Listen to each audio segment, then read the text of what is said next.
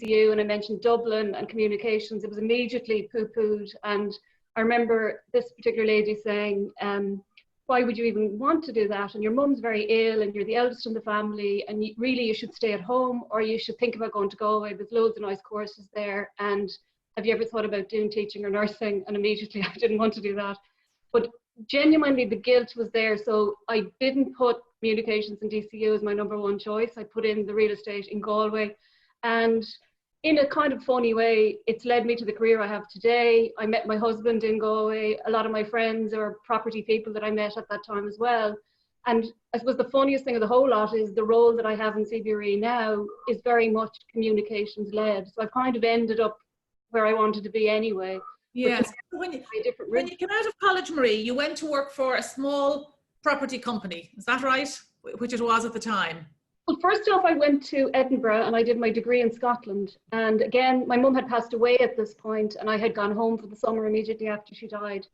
And kind of got stuck in a bit of a rut there. The part-time job that I had at weekends brought me back, and suddenly I was working and stuck at home again. And I thought, if I don't make the break and get out of here now, I'm never going to go.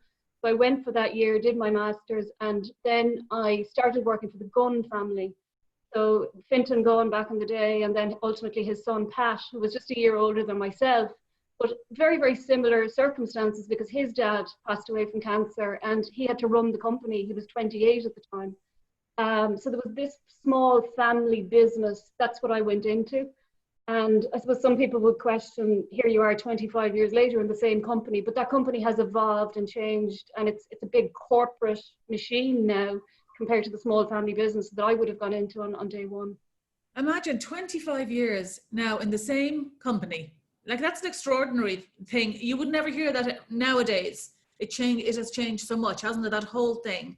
Well, like certainly if you talk to millennials and say that, you know, it's like this mentality of the civil service. You went in, you sat at the same desk and at the same lunch for 25 years. It hasn't been like that at all. Like, the company changed so much, and we've moved buildings a couple of times, and you know, at one point we were very much a residential business. We had a mart business up in Carrickmacross. We sold cattle, and it's completely evolved now. So it's not like I've been sitting at the same desk doing the same job for all that length of time. There's been huge change along the way as well. And you are involved in the commercial end, like the huge big $1 million business, isn't it? Like, you're not selling little houses to young couples. You are in the other end of the business altogether. Yeah, I think when you mention property, particularly if you're down home and you're talking about property, people assume you sell houses for a living. Yeah. Like, they don't really get the property world, where it's hugely varied. And CBRE would be very much a commercial property firm. So we would be involved in the big investment sales, 100 million plus assets being traded, and big hotel properties. So it's a complete other extreme to somebody selling a one-bed apartment at the other end of the scale. Absolutely. Can I just ask you the changes you've seen in CBRE over the 25 years? What are the big, I mean, obviously there's huge changes in so many different departments. So what have you seen as the big changes in your, like, for your job now than, you know, 25 years ago? What's the difference in the company now? I think in terms of the job, or in terms of the property industry generally, it's probably technology. Because when you think back then, I don't think we even had a computer each when I joined first. There was one department secretary that had a typewriter, and then as time went on, I remember we would do an awful lot of mapping. So you'd be putting dots on maps for buildings, and you're physically peeling dots off a sticky sheet and sticking them on, whereas now you just put it into Tableau or another system. And the stuff that we're doing now, we're doing in minutes as opposed to days it would have taken back in the day. So I think that's the biggest change that technology really has. And there's this whole word now called PropTech, which is kind of an amalgam of property and technology coming together, and everything is done by systems. PropTech. Right, okay. And tell me, Marie, it's a very male-dominated industry, because I've gone to one or two events with you over the years, to say the least, and like, it is 95% men in the room. I mean, it's an amazingly male-dominated business still, isn't it? The commercial end would be. I think residential, there's always been a better mix because you have a lot of residential agents and stuff. I think commercial property, it's still very male-dominated. And I think if you're in that world, it gets to the point where you don't even notice it. It's when you bring somebody like yourself along as a guest and they're amazed by it. But for the women that are involved, we don't even take any notice because we're just so used to, that's just the way it is. Now, it is getting better, and if you look at the graduates that are coming in now, it's almost 50-50 split, and the associate director level. But once you move up the ranks, and I'm sure it's the same in many industries now, when you start moving up to the higher ranks, women start to drop off because they have children, they're at home or whatever. So that's the big challenge, to get more females in at the higher levels. Yes, and what are your own views, Marie, on women as leaders and board members? And I do know you're strong on this, because the women in your life obviously had a huge impact, your granny and your aunties and all your sisters and all that. So you are very woman, you're a fabulous role model for women, actually, is what you are, really a fabulous role model for women. So what would be your, what's your advice for women, actually, if they want to try and climb that corporate ladder?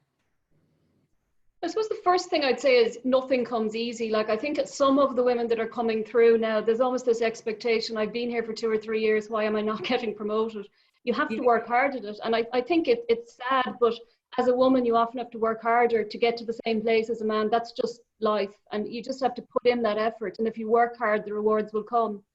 But I think for women, you absolutely have to network, because guys will go around in groups. They won't necessarily, they're not excluding you specifically, but that's just the way life is. So I think as women, you have a duty to go out there and network yourself and build your own network. And we've seen it ourselves when we used to run those ladies' lunches. In the space of 15 or 20 phone calls, we can sell a room, because every woman you reach out to has her own network. And when you spread that out, it's very, very powerful. That is true, but you have an extraordinary network. I mean, I just looked at your post on LinkedIn this week, and you had 4,500 views on the post that you put up about this chat tonight. I mean, you have a huge network of people that I think really value your opinion. I think you're so highly thought of in the industry. I mean, 4,500 views on a post is like off the scale, I think. That would be low for a property related post, Debbie. Like, there's so much interest in property that if I put something up, I think that the trick with social media is not to just be bombarding people with loads of material all the time. Don't post something until you've got something good to say. And I think the reputation piece, that's taken 20 or more years to build. And you'll have heard me say before, the Warren Buffett quote, it takes 20 years to build a reputation, but 5 minutes to ruin it. Yes. So I think particularly with social media, think before you post anything. What are the ramifications for not only CBRE as my employer, but for Marie Hunt, the brand, as well? So I'd be very conscious of that. And always, I remember when I went into the gun business on day one, I was very much told, your job is to go out there and tell it as it is. Sometimes you're going to be annoying your own colleagues, because you might say rents are falling or whatever the negative news might be. But we want to give you the autonomy to go out there and tell it as it is. And I've always had that. And I think that's been hugely important to me. I don't want to be the person that's sent out to say something that I don't firmly believe myself. So that reputation has been built up over time, and I'm very conscious of that. I don't want to do anything to tarnish that. Well, I can't imagine you ever would, knowing you, Marie. 2018, then you were nominated for, was it Businesswoman of the Year. Tell me this, how did you manage, among other, I mean, you have so many accolades over your career, it's ridiculous, but tell me, how did you take on the battle? Because you were one of the warrior women in the country in adoption when you went to adopt your own child in Russia. And when you went back a second time, then you weren't able to do it. I mean, you took it on with, I don't know how you fitted that in with the job that you have, because you really took the battle under your wing. Just tell me a little bit about that story. I suppose for anyone who isn't in the adoption field, they might not understand that Ireland signed the Hague Convention in around 2009, and it was to do with the trafficking of children in different countries. And Ireland took the stance to, not only abide by the law, but to go above and beyond. A bit like what we've done with COVID, rather than relaxing the phases in the same pattern as the rest of Europe, we decided to go an extra layer beyond. And that's exactly what happened with the Hague Convention. So what they said was, Ireland will now only accept children to be adopted from countries where that country has also signed the Hague Convention. And Russia was one of the countries which had the highest numbers of children coming into Ireland every year. And all of a sudden, because of that one line in the legislation, it meant that no more children could be adopted into Ireland, just because Russia hadn't signed the Hague Convention. And you could still adopt, Russian children could still be adopted into the US and lots of other countries. But because Ireland put that clause in, it meant that they couldn't. And the situation at the time is there was literally hundreds of families, including our own, who had one adopted child and had a piece of paper that stamped by the government to say we were entitled to go to adopt again. Because of this legislation, we were stopped. And we felt if we lobbied, that line could be taken out. And we had come up with solutions. We got legal opinion. Now, it just so happens that the Department of Children and Youth Affairs is the building right next door to CBRE. So I could literally sit in my office and see the officials on the other side. So I was traipsing in and out that building every couple of weeks. And it went on for years. And we lobbied and lobbied and did everything we could do. And I remember going in at my final meeting with a stack of files that high. And I said, I'm not going to go through this page by page, but I just want you to see the amount of correspondence since we started this campaign, and we're getting nowhere. And I remember the Minister for Children said, well, do you want a straight answer? And I said, yes, I want to know, will any family ever be able to adopt a child from Russia again? And he said, no. And I said, thanks very much, and walked out. And I think what I learned from that is you need to know when to give up as well, because it had worn everybody down, and all these families were really, really upset, but they accepted their lot and moved on. And I suppose the sad part of that is you have hundreds of families in Ireland today with one adopted child who realistically would have adopted 2 or 3 had they been given the chance, and it just was shut down by government. And of course it was a terrible story at the time, I have to say, and you couldn't have done more. That's one thing you can always say, you actually couldn't have done more. The battle you took on, I saw you, I don't know how you remained as calm as you did through all those meetings, because the frustration levels were off the scale. And then of course that brought you then to our charity, and you came on board as a board member, and you're just, as I say, you're one of the most admirable women that I know. Just shortly after all of your adoptions, the stress of all that and the years and years of battling, I want you to tell me about your worst, something you would call the worst day of your life. Tell me about that. Tell me, I'm fascinated at this. It's the worst day of my life from a property perspective. Was I had got this letter in the post, like a legal letter, to say that I'd been called as a witness to the Irish banking inquiry. So this was the inquiry that had been set up by government to try to decipher how we ended up in the global financial crisis. And I suppose because my name had been out there and associated with articles that had been written about the property market, I was picked out as a witness that should be brought in. And it's almost like a subpoena for court. You can't say, I don't want to go, you know, you're being called as a witness. So I suppose I decided, some people just decided, I've got this letter, I'm just going to rock up on the day and see what they're going to ask me. But I decided I'm not going to go into this unprepared. So I literally got lever arch folders, and I spent weeks studying and preparing myself for it. I'd produced a document to send in advance. And then it was literally, I remember parking on Molesworth Street and walking into government buildings, and an RTE camera coming running down the street taking pictures. And I thought, oh my God. So Maria, just let me just cut across you for 1 second, because I want to hear the rest of the story. But they were basically interviewing, grilling people like you to see why you hadn't told the nation that property was going to crash. Is that right? In a nutshell, yeah. Now there was loads of people brought in from different firms. All of the banks would have gone in individually. And there was only 2 people from the property industry. So there was a guy called John Warren from Jones Lang and myself. We were the only 2. So we got into government buildings, and we were both put into 2 separate rooms, like holding cells, and they took our phones off us because we weren't to have social media, and we were left there for hours on end. And my abiding memory of the day is, I think there was 10 people on the banking inquiry panel, 1 female, 9 guys, and I had to sign a legal paper when I went in that I was going in as a willing witness, blah, blah, blah. So they came in with another stack of legal documents, and he said, there's been a development. The only lady on the panel fainted at lunchtime, and she's had to leave and go home sick. So legally, if you don't want to proceed today, you know, you might feel uncomfortable going into a room full of guys. There's no women at all in the room. You can sign this document and get out of this today and come back another day. And I thought, there's no way in hell I'm coming back another day, because today I've just sat in this room stressed out. So I said, no, I'll go in. And I think it was because, as you said a few minutes ago, when you're working in the property business, it's 99% men anyway. So that didn't faze me in the slightest going in. Yeah. I felt like I was on trial in there. It was horrendous. It was just a horrible sensation. It was all being live streamed. And I think half my colleagues are back in the office watching the whole transcript. But it was like you were on trial and you were the person that caused the crash, and that you knew it was going to happen, but still you went out and tried to hoodwink everybody or something like that. So I remember coming out, sitting in my car and just crying my eyes out, because it was just such a build-up of stress. And I think the only good side, I think it was Good Friday when I was in there, and there wasn't as much media attention as there would have been in other days. So I got away a little bit lighter than I might have done if it was earlier in the week. My God, what things you've gone through. Tell me this, Marie, regarding COVID, what effect will COVID have on the property market all over the world? What's your prediction on that? I would say it depends what sector you're talking about, because property is such a broad term. Like, there's parts of the property market that have actually had a good COVID, if there's such a thing.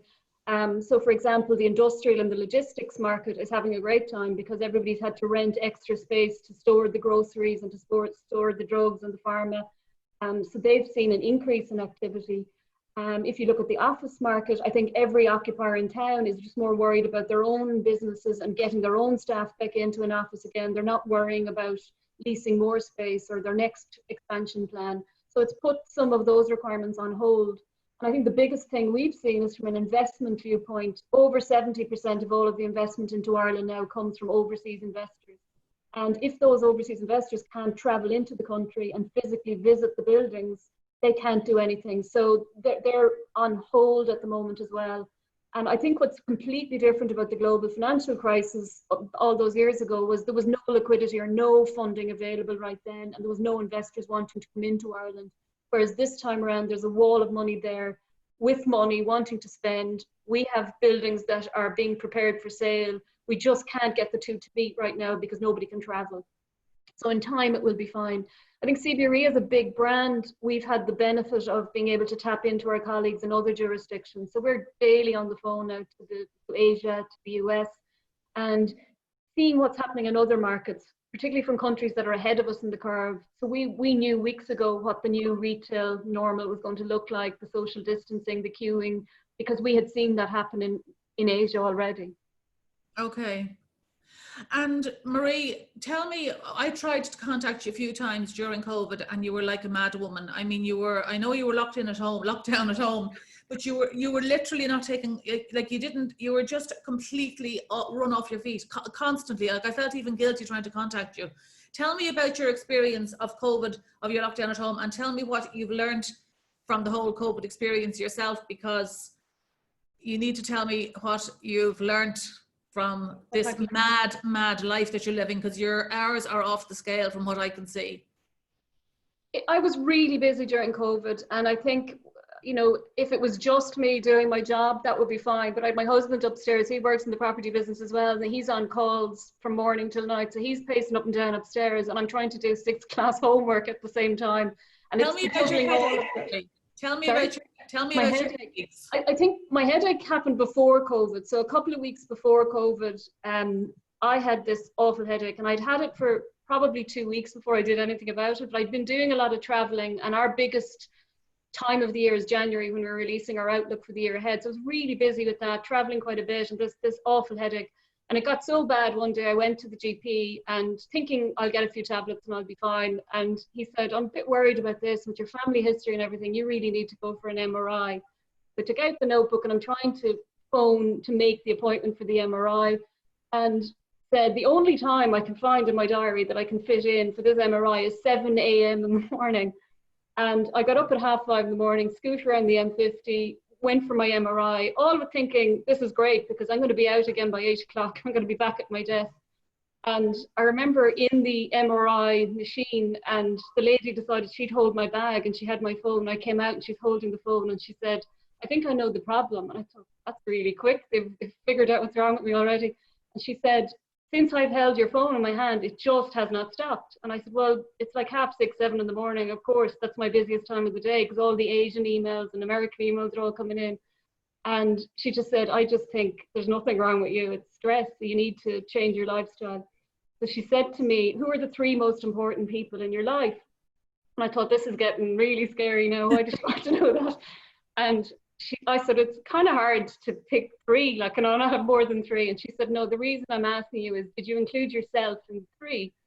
And I said, no, like, why would I include myself? I'd never put myself at the top. And she said, well, you're number 1 on somebody else's list, so you owe it to yourself. So this had happened probably 2 or 3 weeks pre-COVID. So I was already in that mindset, I need to slow down a bit here. And obviously CBRE have always allowed us to work from home. We've had that flexibility, and I would try to do it 1 or 2 days a week. But then if somebody asked me, is there any way you could come in? I would have gone in just as a favor because I'd feel bad. So I decided from here on in, every Wednesday and every Friday, if I can at all, I'm going to work remotely. So I think what I've learned from COVID is I can be probably more productive at home. And I'm avoiding that hour of a commute in and an hour of a commute home every evening and the stress of that. So I'm probably going to work from home a good bit more than I would have done previously. Well, that's good. And you're near the Phoenix Park, so you can go for walks. I can, and I suppose it's something I've always meant to do, but obviously ran out of time a lot. So I have been walking every day since COVID, and I suppose covering parts of the park I never even knew existed. So I'm going to try and keep that up. Yeah, you have just an incredible agenda, I think. To talk about just the situation in the States at the moment, we won't go into the politics of all that. In CBRE, have they addressed the whole racism issue at all, or do you have to think about it, or what happens in a huge staff like that, because it is an American company? So what happens in a big corporation like that in a situation like this? I think it's funny you should say that, because we had a full company meeting at CBRE this morning, a Zoom call with everybody dialed in, and Miles Clark, our MD, was actually talking about it because it's so topical. And the CEO in the States had actually issued a statement earlier in the week as well. And I suppose diversity is hugely important to CBRE, and maybe sometimes we've been focused very much on getting the gender balance right, but we're beginning to realise now diversity goes much further than just gender. There's so many other ways that we can be more diverse. And I think I'd be very passionate then about inclusivity. So it's all very well having the diverse collection of people, but if you don't include everybody, you might as well not do it. So it's very much on our agenda, and particularly being an American firm, I think it's very much in the back of all our minds, because it's horrendous what's going on. Maria, really, you're one of the most extraordinary. You're so humble a person, I think, and you've brought so much to our own charity over the years. And you play that real low-key position all the time. You don't want attention for anything you're doing, and yet you really are such a role model to people. Like, you're the perfect person, I would imagine, that if people are looking for female board members, for me, you would be the like, do people call you to go on their boards? Are you one of those people that get calls to go on boards? Because you're the perfect level of, you've corporate, you've got the whole, you're so calm, you're so measured, you research everything, you're such a professional. You must be the perfect woman that people want on their boards. You think that, but those calls don't really come through. And I suppose for somebody that's really, really busy, maybe people just assume that it's not something you're interested in. Actually, today there's a very good piece in today's papers, because diversity and inclusion, I think it's coming up next week, Diversity and Inclusion Week, and there was discussion around that. And actually there's so few females on boards in Ireland that there was some stat, and it said the same 9 women, because once you get on the first board, you tend to get 2 or 3 other appointments as well, and you meet the same people on the circuit. But 9 women in Ireland hold 25% of all the board positions in the ISEC companies. So I think for probably not at my age, but as I get older, that's ultimately where a lot of women end up. They slow down from the full-time role, and they take 2 or 3 board appointments, and that's the direction they go. I suppose the question people have is, do you do the Institute of Directors course and the Chartered Directors course, or do you wait until somebody taps on the door and asks you to join the board? And I don't know what the answer to that was, but it would certainly be of interest, because it would be something different. Now, having said that, property is such a diverse career. That's what I particularly love about it. You know, one minute I'm on a call talking about nursing homes, and the next minute I'm talking about offices, and it's constantly changing, and it's very much linked to current affairs as well. So right now we're very much focused on what the government formation talks, what's going to happen there, because every single thing that happens in current affairs, be it the pandemic stuff or government stuff, in some shape or form, it has implications for property. So you really have to keep up to speed on what's happening on the ground. Is property an area you would advise younger people to go into, to look at going into colleges now? Is it an area, looking back on your own career, would you advise people to look in the direction of property? I think so, and I think it's because of that variety that I mentioned. You know, there's so many different opportunities. Even in our own company, I run out of counting how many different service lines. So for some people who are outgoing and like meeting people, they could very much be a broker, and you can be a broker in offices, in retail and industrial. You can go off in different tangents. If you're somebody who prefers to be more backroom, You can work behind the scenes. There's marketing roles. You know, there's a lot of different avenues you can go down with the property career. I think the downside to it, and maybe the mammies of Ireland worry about this, is that it's such a cyclical career. So when it's great, it's wonderful. And then it tends to go in peaks and troughs. So roughly every 10 years, you've got a downturn of some description that you've got to work through. And that can be challenging. So, and I think sometimes when you're at the very, very pinnacle, you think it's just going to stay like this forever and it's amazing. Equally, when you're at the very, very lowest point, it's hard to see beyond that sometimes. But I think when you've been through 3 or 4 cycles, you begin to understand this is the way this industry works. So I would definitely say it's very counter-cyclical as well. So if the market is really bad, the mammies of Ireland say it's not the career for you. But if in actual fact, that's the very time you should be going into the career, because by the time you come out 3 or 4 years into the degree, the market will have improved again. So it's an exciting career, and there's huge opportunity in lots of different areas. It's because it just seems like such a fabulous kind of sexy business, I always think.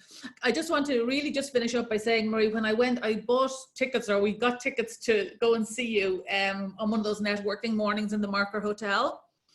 And I think it was the Image magazine had it at the time. Okay. And you were so nervous, and you were just, I don't know why you're so nervous about anything like that, because you're so fabulous and you're so humble with it, as I said earlier. But you stood up there on the stage, and I don't know how many hundreds of women were in the room. And I was sitting watching you, and I just thought to myself, you know, you're the absolute, for me anyway, you're the absolute role model of like a working mom, madly balancing your work life with your home life, fitting everything in. We've had Killian sitting at our board meetings with his colouring books on occasion. I mean, you're an absolute role model for young women. I think for men to look up to you, your ethics, your professionalism. You know, I don't know that I know anybody that I could say that about as much as I can say it about you. Really, I was right back at you, because you are huge inspiration for me, because you're always coming up with new ideas. And you know, if something doesn't work, you can park that and you move on to something else. And one of the best weekends I had this year was to go to London and see you do that TED talk, because you know, as much as I speak in public, I'd never do that. It was nerve-wracking, and you were amazing. And I just treasure what you do, because when I think back to Russia and I think what I saw when I was there, like my piece of paper was for one child, and yet there's rows of playpens with little kids with their hands up, and you want to bring every one of them home. And I think what inspired me to get involved in the charity is I want to do something to help the children that don't get out, because obviously all our children are fine. We've you know, they're all going to have a great life because they got out, whereas the kids that are 4 years and above, they're deemed to be too old to be adopted, and they go back into the state system. And I think what you're doing for them is just amazing, and that's my giving back. You know, my husband and I have helped one child and changed their life, whereas you've changed literally thousands of children's lives, and that's just admirable. We have, Marie, and we certainly have done that, exactly that, and we couldn't do it without the likes of you. And there was years when we were literally so close to the closing and so close to the bone, and you'd come along with a fundraiser, and within 2 hours you could sell 250 tickets to something. So the support you have from your women network has rescued us on occasions, absolutely rescued us. So I'm going to finish up now and just say thank you very much. But first of all, for being a board member to us. And I want to I really do mean that you're one of the most inspiring women I know. And in business, you're one of the most extraordinary business people that I've ever come across in my own 25, whatever, 30, 40 years. No, but I have to say you're an incredible woman, and I do definitely think you need to start thinking about taking more time out. And I really do think there's a book in your story. Maybe not, you know, maybe it's just more like I don't mean a manual to success, but your story, you've risen to the top. You're head of research for CBRE, one of the biggest, sexiest, fabulous corporate companies you can think of in Dublin. And you're at the very top of that pile. And then we can see the way women are around you. You should be writing a book for women to tell them how to balance it all. Maybe you're not balancing it so well at the moment with you need to take more time out. But I do think you should be putting pen to paper to tell women. And I think your ethics are a huge part of that. And it's one of the reasons I admire you more than anything else. Is your ethics comes through so strongly all the time. So thank you very much for taking the time to do this. Thank you, Debbie. Thanks very Thank you much. very much, and good luck. And do take time out to go for those walks. I'll be checking. Are you taking time out for those walks? Thank you very much, Marie. Bye bye. Thank you.